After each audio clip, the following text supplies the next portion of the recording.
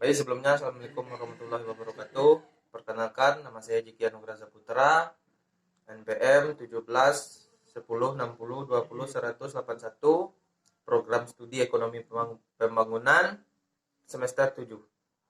Di sini saya akan menjelaskan dalam pengerjaan suatu proyek pentingnya kita menerapkan kajian kelayakan dan evaluasi, yaitu untuk menghindari keterlanjutan investasi dan memakan dana relatif besar yang ternyata justru tidak memberikan keuntungan secara ekonomi.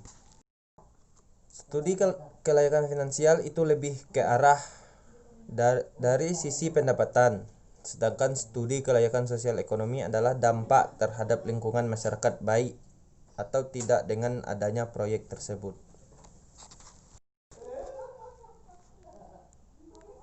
Shadow price, bayangan harga. Dalam analisis suatu proyek, dalam pengerjaan menganalisis suatu proyek, kita harus memiliki patokan dana yang dikerjakan.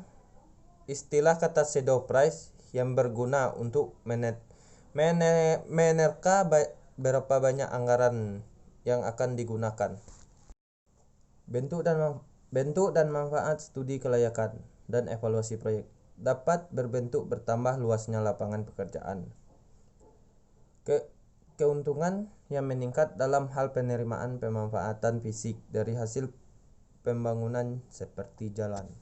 Faktor eksternalitas, contoh paling mudah untuk dicerna adalah barang yang kita produksi harus mengeluarkan limbah. Limbah adalah hal yang menimbulkan kerugian untuk masyarakat.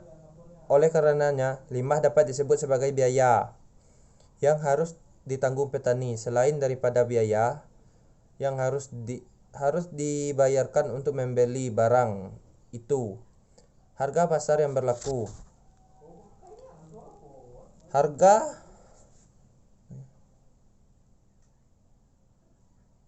Harga barang itu di pasar belum merefleksikan untuk memasukkan biaya sosial yang timbul akibat limbah.